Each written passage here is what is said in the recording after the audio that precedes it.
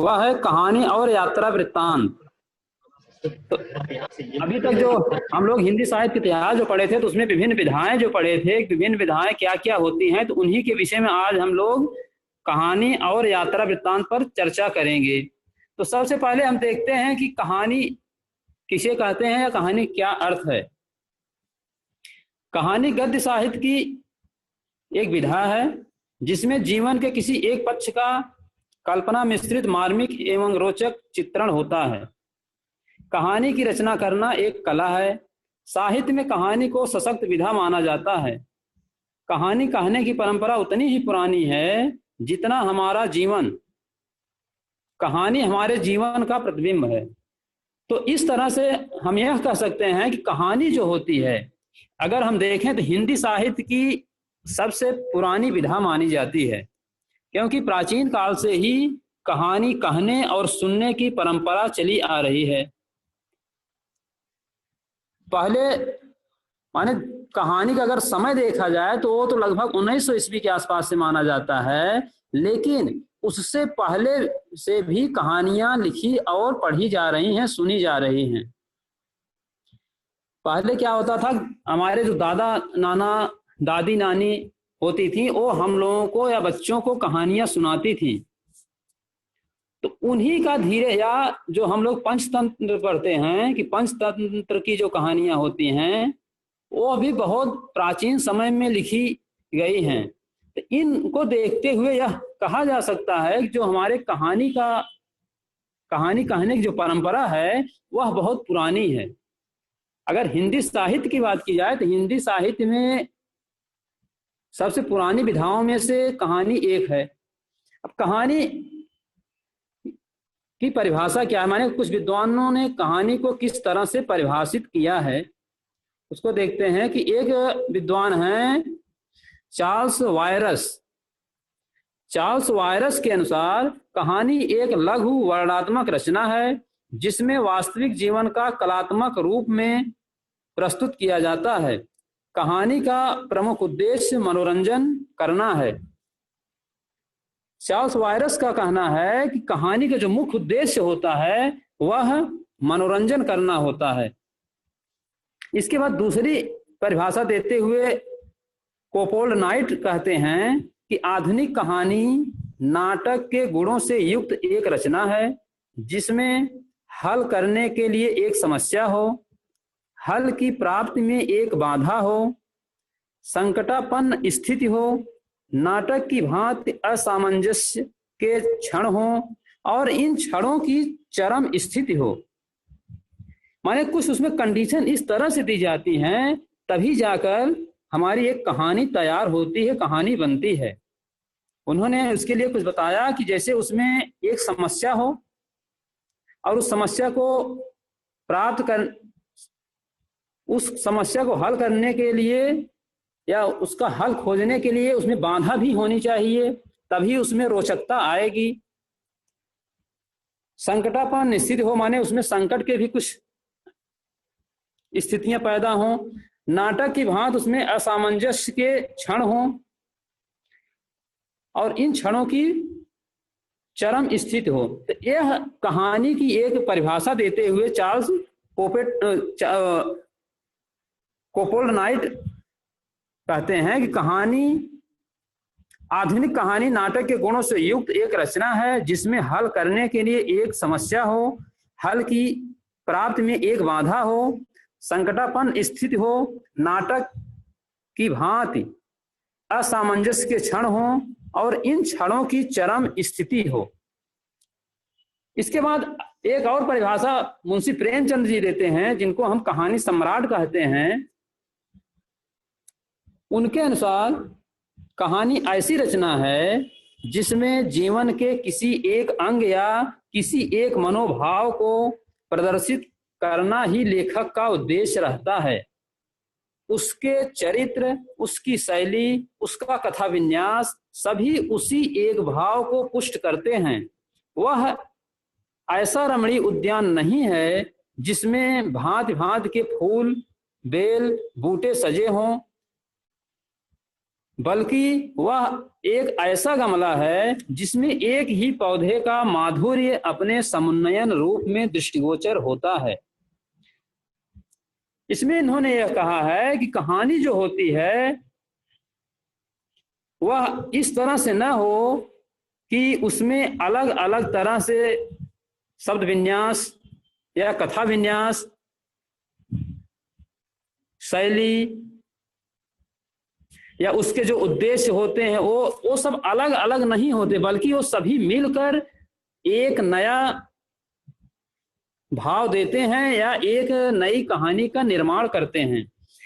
और इसमें जैसे मान लीजिए उपन्यास में हम लोग देखते हैं तो उसमें अलग अलग, कहीं पे आपको कहा शैली विधा दिखेगी, कहीं पे उसका विन्यास, कथा विन्यास दिखेगा। तो इस तरह से उसमें अलग अलग इसके जो पार्ट होते हैं वो दिखाई देते हैं उपन्यास में, लेकिन कहानी जो है उन सभी को मिलाकर उसका एक ढांचा बना देते हैं। जैसे इन्होंने एक उदाहरण से समझाया है कि मान लीजिए एक कोई गमला है, उसमें कोई एक जब पौधा लगा दिया जाता है तो उसी का विस्तार होता है, वह उसी में धीरे धीरे करके बढ़ता है। लेकिन यह तो एक कहानी हुई, कहानी एक गमले में लगे हुए पौधे के समान है अगर अंतर देखें हम, और उपन्यास हमारा जो होता है वह हमारा एक उपवन होता है, उसमें बहुत सारे वृक्ष लगे होते हैं। तो इस तरह से कहानी एक सीमित क्षेत्र में कही गई एक कथा होती है। अब इसके बाद हम देखते हैं कहानी के उद्देश्य क्या हैं। जो हम लोग बच्चों को कहानी पढ़ाते हैं, कहानी विधा जो रखी जाती है उसका उद्देश्य क्या होता है। तो पहला उद्देश्य हमारा है कि छात्रों को विभिन्न प्रकार की शैलियों, जीवन दर्शन आदि से परिचय कराना। जो विभिन्न प्रकार की शैलियां हैं, भावात्मक, विचारात्मक, तो इस तरह की जो शैलियां हैं उनसे बच्चों को परिचित कराना। और जो जीवन दर्शन है, उस जीवन दर्शन का तात्पर्य होता है कि उस कहानी में आए हुए जो पात्र हैं उनके माध्यम से हम समाज को क्या शिक्षा देते हैं। दूसरा हमारा है छात्रों में सृजनात्मकता का विकास करना, सृजन शक्ति का कुछ उसमें नया करने की भावना पैदा करना छात्रों में। छात्रों में नैतिक मूल्यों का विकास करना, कहानी के माध्यम से ही हम छात्रों में कुछ नैतिक मूल्य जो होते हैं, जैसे परोपकार, ईमानदारी, दूसरों की सहायता करना, ये जो सारे गुण होते हैं, जो नैतिक गुण हैं, उनका विकास हम कहानी के द्वारा ही करते हैं। अगला है कि छात्रों में कल्पना एवं स्मरण शक्ति का विकास करना। कहानी शिक्षण के द्वारा हम बच्चों की कल्पना शक्ति को बढ़ाते हैं और उनकी स्मरण शक्ति को भी मजबूत करते हैं, बढ़ाते हैं। जैसे मान लीजिए कल्पना शक्ति और स्मरण शक्ति किस तरह से बढ़ती है। मान लीजिए हम बच्चों को कोई कहानी सुना रहे हैं और धीरे धीरे जब बच्चे उस कहानी को सुनते हैं तो फिर जब कहानी पूरी हो जाती है तो उसी कहानी को बच्चे भी अपने घर जाकर अपने छोटे भाइयों को या अपने माता पिता को या अपने दादा दादी को वो बहुत अच्छी तरह से सुनाने का प्रयास करते हैं। जब उस कहानी को स्वयं सुनाते हैं तो उसमें थोड़ा स्मरण कर करके, याद कर करके सुनाते हैं, तो इससे उनकी याददाश्त जो होती है वह बढ़ती है और कल्पना शक्ति जो उनकी होती है, उस विषय में सोचने की जो शक्ति होती है उसका विकास होता है। अगला है इसी में कि छात्रों को मानव जीवन के विविध पक्षों जैसे पौराणिक, ऐतिहासिक, धार्मिक, सामाजिक की जानकारी देना। कहानी में जो होता है वह ये जो विभिन्न पक्ष हैं इन्हीं से कहानी का निर्माण होता है, चाहे वो कोई कहानी पौराणिक होगी, ऐतिहासिक होगी, धार्मिक होगी या सामाजिक होगी। इस तरह से जो कहानियां होंगी उससे समाज को या मानव जीवन को एक नई दिशा मिलती है। अगला इसी में है छात्रों में साहित्यिक अभिरुचि का विकास करना। कहानी कहने या पढ़ने से छात्रों में धीरे धीरे साहित्य के प्रति रुचि उत्पन्न होती है। फिर इसी में है छात्रों के शब्द भंडार में वृद्धि करना। जब हम छात्रों को या बच्चों को कहानी सुनाते हैं तो धीरे धीरे करके उनका जो शब्द भंडार है वह बढ़ता है। छात्रों में मौखिक अभिव्यक्ति को विकसित करना। मौखिक अभिव्यक्ति जो बच्चों की होती है उससे वह कहानी विधा से ही सबसे ज्यादा विकसित होती है। जैसे मान लीजिए कुछ बच्चे हैं वो बोलने में थोड़ा कमजोर होते हैं, अगर हम कहानी उनको बताते हैं तो उन्हीं कहानियों को वो भी अपने शब्दों में नई नई कल्पनाओं के साथ बताने का प्रयास करते हैं स्मरण करके। तो जब वो बताने का प्रयास करते हैं तो धीरे धीरे करके वो उनको बोलने की क्षमता जो होती है, जो कम रहती है, वो धीरे धीरे विकसित होने लगती है, बढ़ने लगती है। तो ये हमारे प्रमुख उद्देश्य हैं कि कहानी पढ़ाने से बच्चों को क्या फायदा होगा, माने क्या उद्देश्य है, माने हम जो कहानी पढ़ाते हैं उसके हमें। अब आगे देखते हैं कि कहानी का विकास कब से हुआ, कैसे हुआ। तो कहानी का विकास में अगर देखा जाए तो कहानी हमारी बहुत प्राचीन काल से ही पढ़ने और सुनने में आ रही है, लेकिन उसमें कुछ इस तरह से बताया गया है कि जो प्राचीन काल की कहानियां होती थी उसमें कहानी के जो तत्व होने चाहिए, किसी एक कहानी में जो तत्व होने चाहिए उनका अभाव देखा गया है। माने वो सारी चीजें उसमें नहीं मिलती हैं। ये तत्व कौन कौन से हैं, कहानी के जो प्रमुख तत्व हैं वह कौन कौन से हैं। जैसे उसमें कथा वस्तु होनी चाहिए, चरित्र चित्रण होना चाहिए, संवाद होना चाहिए, देश काल या उसका वातावरण होना चाहिए, उद्देश्य होना चाहिए, शैली होनी चाहिए। कहानी के यही 6 तत्व हैं: कथा वस्तु, चरित्र चित्रण, संवाद, देश काल या वातावरण, उद्देश्य और भाषा शैली। ये कहानी के 6 उद्देश्य होते, 6 तत्व होते हैं। इन्हीं तत्वों की देखा जाता है कि पहले की जो कहानियां हैं उसमें इनका अभाव पाया जाता है, तो इसलिए उनको हम साहित्य में स्थान नहीं देते हैं। तो जब यह देखा गया कि इन तत्वों की कहानियों में तत्व मिलने लगे, तब से कहानी का विस्तार या कहानी को साहित्य में स्थान मिलने लगा। तो साहित्य में, हिंदी साहित्य में कहानी के समय को निर्धारित करने के लिए हम प्रेमचंद को केंद्र बिंदु मानते हैं। मुंशी प्रेमचंद जो हैं वो कहानी सम्राट कहे जाते हैं। उन्होंने हिंदी साहित्य को लगभग 300 कहानियां दी हैं, इसीलिए उनको कहानी साहित्य का सम्राट कहा जाता है। तो उन्हीं को केंद्र बिंदु मानकर कहानी के समय को निर्धारित किया गया है, जिसको 4 भागों में हम बांटते हैं: प्रेमचंद पूर्व हिंदी कहानी, प्रेमचंद युगीन हिंदी कहानी, प्रेमचंदोत्तर हिंदी कहानी और नई कहानी। तो पहला हमारा है प्रेमचंद पूर्व हिंदी कहानी। प्रेमचंद पूर्व हिंदी कहानी जो है वह 1900 ईस्वी से लेकर 1916 ईस्वी तक मानी जाती है।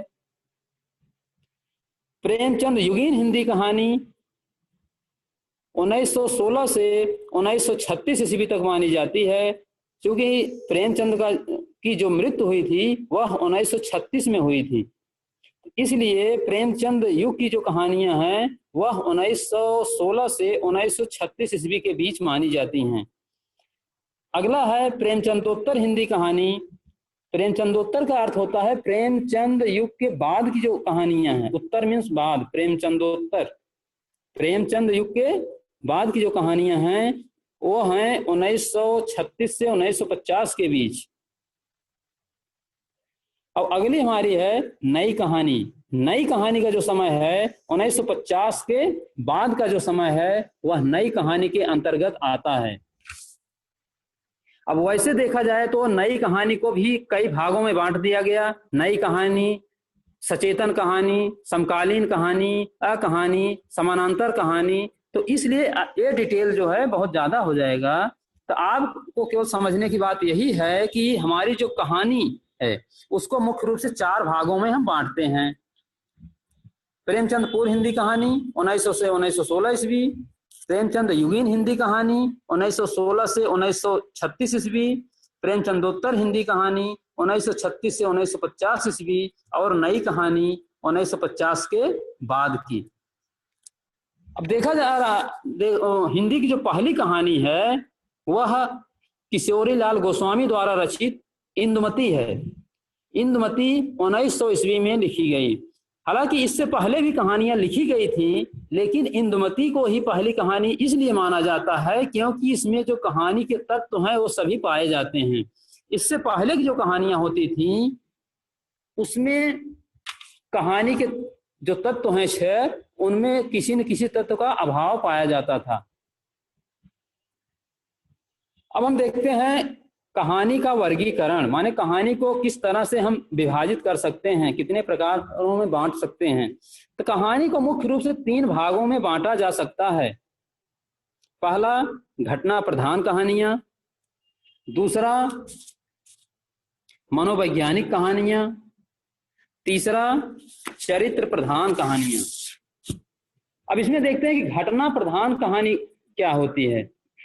जैसे कि इसके नाम से ही है कि घटना प्रधान, इसमें घटनाओं की प्रधानता होती है। इस प्रकार की जो कहानियां होती हैं उसमें घटनाओं को क्रमशः रखते हुए एक कहानी का निर्माण किया जाता है। ये कहानियां ज्यादातर ऐतिहासिक होती हैं। इसमें गंभीर चिंतन का कोई मतलब नहीं होता। जो इतिहास से जुड़ी हुई कहानियां होती हैं वो घटना प्रधान, या वैसी भी जो कहानियां हैं जिसमें घटनाओं की प्रधानता होती है, घटनाओं को क्रम में रखते हुए कहानी का निर्माण किया जाता है, उसे हम घटना प्रधान कहानियां कहते हैं। दूसरा हमारा है मनोवैज्ञानिक कहानियां। मनोवैज्ञानिक कहानी से तात्पर्य है कि मनुष्य के आचरण, चरित्र, मनोभाव की अभिव्यक्ति वैज्ञानिक पृष्ठभूमि में की जाती है। माने उसके जो मनोभाव हैं व्यक्ति के, वो मनोवैज्ञानिक स्तर पर दिखाए जाते हैं। तो इस प्रकार की जो कहानियां होती हैं उनको हम मनोवैज्ञानिक कहानियां कहते हैं। इस प्रकार की कहानियों में पाठकों के मन में कहानी के में जो वर्णित पात्र होते हैं, जो उसमें प्रमुख चरित्र होते हैं, उनके आचरणों पर प्रभाव डाला जाता है मनोवैज्ञानिक रूप से। तीसरा हमारा है चरित्र प्रधान कहानियां।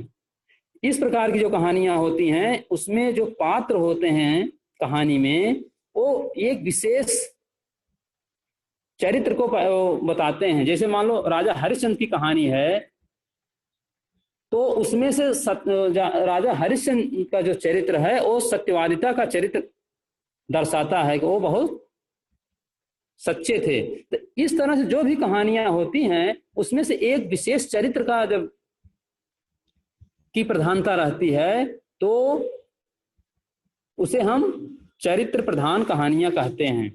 अब कहानी शिक्षण की कुछ विधियां हैं, माने कहानी को हम किस तरह से बच्चों को पढ़ाएं या किस तरह से पढ़ाई जाती हैं कहानियां।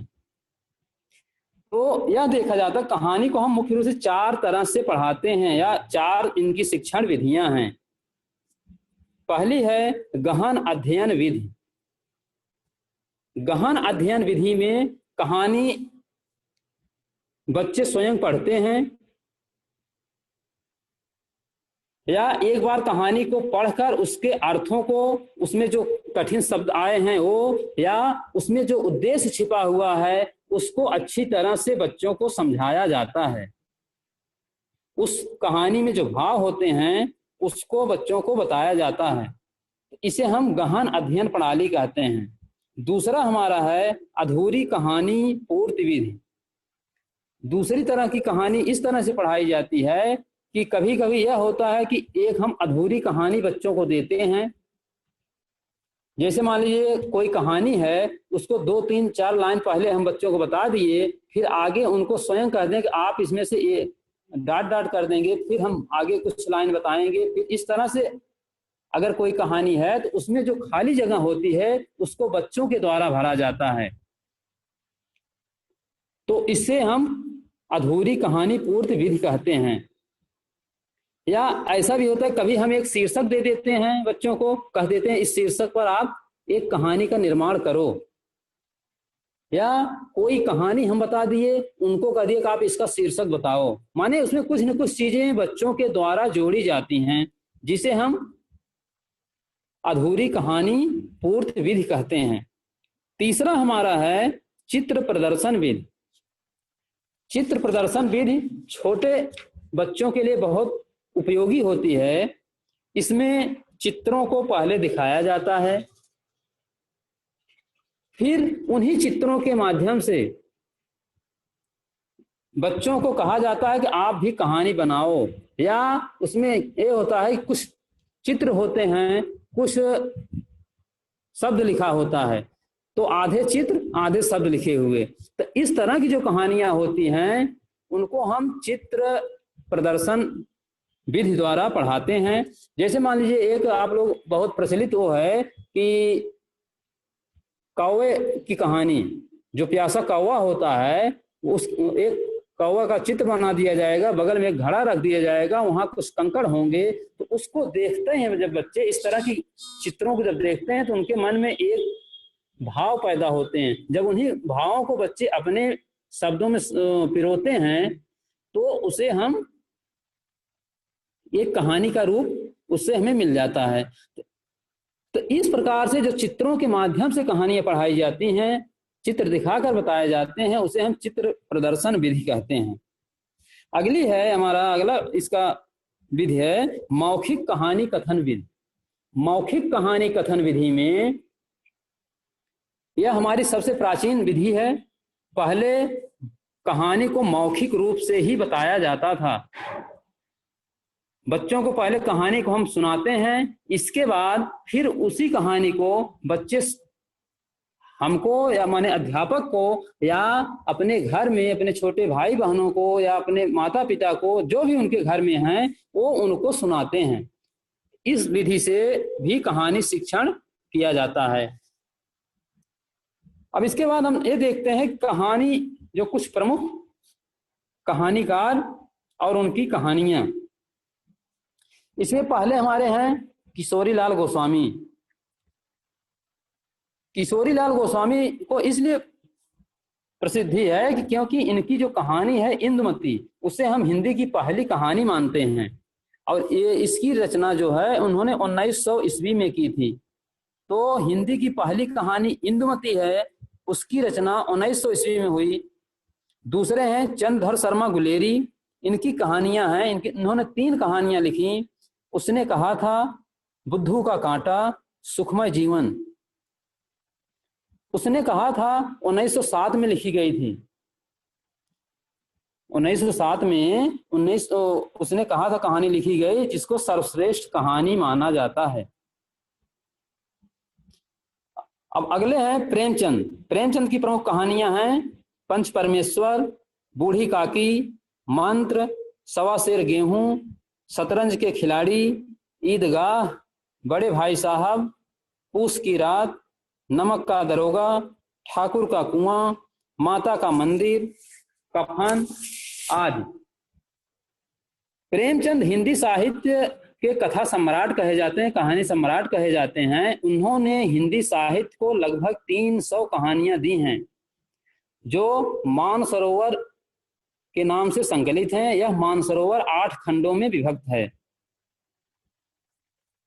अगला है जयशंकर प्रसाद का नाम। जयशंकर प्रसाद की प्रमुख कहानियां हैं आकाशदीप, पुरस्कार, ममता, वेणी, प्रतिध्वनि, इंद्रजाल, मधुआ। विशंभरनाथ शर्मा कौशिक। विशंभरनाथ शर्मा कौशिक भी हिंदी साहित्य को लगभग 200 कहानियां दी हैं। इनकी प्रमुख कहानियां हैं रक्षाबंधन, ताई, विधवा, कर्तव्य बल, विद्रोही। पांडे बेचन शर्मा उग्र। पांडे बेचन शर्मा उग्र की कहानियों में चिनगारियां, शैतान मंडली, इंद्रधनुष, चॉकलेट, ये इनकी प्रसिद्ध कहानियां हैं। भगवती प्रसाद वाजपेयी। भगवती प्रसाद वाजपेयी की प्रमुख कहानियों में दीपमालिका, हिलोर, मिठाई वाला, हृदय गति, शबनम आदि हैं। भगवती प्रसाद वाजपेयी भी लगभग 300 कहानियां हिंदी साहित्य को दी हैं। फिर अगला नाम आता है यशपाल का। यशपाल की कहानियां हैं पर्दा, आदमी और खच्चर, फूलों का कुर्ता, सच बोलने की भूल, पिंजड़े की उड़ान, उत्तमी की मां, दरिद्र नारायण। कमलेश्वर की कहानियां तलाश, बयान, नीली झील, मांस का दरिया, राजा निर्वसिया। मन्नू भंडारी की कुछ कहानियां हैं यही सच है, बंद दराजों का साथ, त्रिशंकु, मैं हार गई, अलगाव। धर्मवीर भारती की कुछ कहानियां इस प्रकार हैं गुल की बन्नो, सावित्री नंबर 2, बंद गली का आखिरी मकान, चांद और टूटे हुए लोग। तो इस तरह से देखा जाए तो हिंदी साहित्य के बहुत सारे कथाकार हैं जिन्होंने कहानियों को लिखा है। तो इन सब का नाम तो यहाँ नहीं लिया जा सकता, इसलिए आप लोग भी थोड़ा थोड़ा करके इनको और पढ़ लीजिए, क्योंकि इनके अलावा भी और बहुत से लोग हैं जिन्होंने बहुत अच्छी अच्छी कहानियां हिंदी साहित्य को दी हैं। अब इसके बाद हम लोग देखते हैं कि यात्रा वृत्तांत क्या होता है या यात्रा साहित्य किसे कहते हैं। मनुष्य बचपन, अब यात्रा साहित्य देखते हैं क्या है कि मनुष्य बचपन से ही घुमक्कड़ प्रवृत्ति का होता है। वह अपनी आवश्यकताओं की पूर्ति के लिए एक स्थान से दूसरे स्थान पर आता जाता रहता है। इस भ्रमण में जो भी विचार या पात्र लेखक के संपर्क में आते हैं वह उसके मानस पटल पर अंकित हो जाते हैं। वह उन विचारों को जब लिपिबद्ध करता है तब वहीं से यात्रा साहित्य का जन्म होता है। यात्रा वृत्तांत लिखने वाले लेखकों को जहां वहां के नगर, मोहल्ले, रीति रिवाज, धार्मिक प्रवृत्तियां एवं ऐतिहासिक वर्णनों का पूरी दक्षता से वह करता है। माने ये सब चीजें जो होती हैं उसमें उसे पूरी दक्षता प्राप्त होती है, सब कुछ उसको अच्छे से वह उसके विषय में जानता रहता है। जब लेखक अपने द्वारा की गई किसी यात्रा का कलात्मक एवं साहित्यिक विवरण प्रस्तुत करता है तो उस रचना को हम यात्रा साहित्य कहते हैं। ठीक, अब देखते हैं कि यात्रा साहित्य के उद्देश्य क्या हैं। माने बच्चों को हम यात्रा साहित्य क्यों पढ़ाते हैं, उसका क्या उद्देश्य है। तो यात्रा साहित्य का पहला उद्देश्य है कि छात्रों में यात्रा के प्रति रुचि उत्पन्न करना। दूसरा, खोजी प्रवृत्ति का विकास करना। तीसरा, धैर्य, साहस आदि गुणों का विकास करना। माने जब बच्चे यात्रा करते हैं तो उनमें धीरे धीरे करके धैर्य, साहस आदि गुण अपने आप पैदा हो जाते हैं। जैसे आप लोगों को भी एक यात्रा हुई थी जो हम लोगों का टूर गया था इलाहाबाद का, उसमें आप लोग देखेंगे काफी दिक्कतें आई थी। तो उन दिक्कतों से धीरे धीरे हम लोग लड़ने के लिए तैयार होते हैं। हमारे अंदर उनको हल करने के लिए एक धैर्य की भावना पैदा होती। माने धीरे धीरे धैर्य जब हम पैदा होती है हमारे अंदर, तब हम उन समस्याओं से लड़ सकते हैं। तो धीरे धीरे करके इसी तरह से अगर हम यात्रा करते रहते हैं तो कुछ न कुछ हमें सीखने को मिलता है। कुछ विषम परिस्थितियां आती हैं, उससे लड़ने की क्षमता हम विकसित करते हैं, यह भी विकास होता है। अब अगला है कि देश विदेश के प्रसिद्ध यात्रियों के ऐतिहासिक महत्व से परिचय कराना। यात्रा साहित्य में जो विभिन्न यात्रा साहित्य लिखने वाले लोग हैं उनसे परिचय कराना। पाठ के माध्यम से विभिन्न यात्रा प्रसंगों का परिचय देना। यात्रा वृत्तांत की विधा शैली तथा विशेषताओं से सामान्य परिचय कराना। तो इस तरह यह तो हमारे यात्रा साहित्य के कुछ उद्देश्य, माने यात्रा क्यों हमें यात्रा साहित्य क्यों पढ़ाया जाता है बच्चों को। इसके बाद कुछ प्रमुख यात्राएं हैं, यात्रा साहित्य हैं और यात्रा साहित्यकार और उनकी कुछ यात्राएं हैं। जैसे भारतेंदु हरिश्चंद्र, भारतेंदु बाबू हरिश्चंद्र की जो यात्रा साहित्य में उन्होंने लिखा है, 2 सरयू पार की यात्रा, मेरी लखनऊ यात्रा। यात्रा साहित्य में सबसे अधिक नाम अगर किसी का आता है तो वह है राहुल सांकृत्यायन। उनकी रचनाएं हैं मेरी लद्दाख यात्रा, मेरी यूरोप यात्रा, घुमक्कड़ शास्त्र, एशिया के दुर्लभ भूखंडों में यात्रा के पन्ने। और अगला जो नाम आता है वह है यशपाल का। यशपाल की जो यात्रा साहित्य हैं वो है लोहे की दीवार के दोनों ओर राह बीती, अज्ञे अज्ञे ने एक बूंद सहसा उछली, अरे यायावर रहेगा याद, बहता पानी निर्मल। ये 3 रचनाएं लिखी हैं। निर्मल वर्मा चीणों पर चांदनी, हंसती घाटी दहकते निर्झर, ये इनके रचनाएं हैं। तो इस तरह से हम देखते हैं कि हमारे जो यात्रा साहित्य हैं वो कहीं पे जब हम यात्रा करते हैं तो उस यात्रा से हमें जो अनुभव प्राप्त होता है उसी को हम लिखते हैं, लिपिबद्ध करते हैं, तो वह एक यात्रा साहित्य बन जाता है। तो इस तरह से हम विभिन्न यात्रा साहित्य, और भी जैसे कुछ लोग हैं यात्रा साहित्य में, प्रभाकर माछवे, डॉक्टर नगेंद्र, काका कालेलकर, मुनिकांत सागर, इन बहुत से एक पूरी लिस्ट है यात्रा साहित्य की। तो इसको थोड़ा थोड़ा करके आप लोग एक बार और देख लेना। अब इससे संबंधित अगर मान लो आपके कुछ प्रश्न हो, चाहे कहानी से या यात्रा साहित्य से, तो आप पूछ सकते हो। गर्ल्स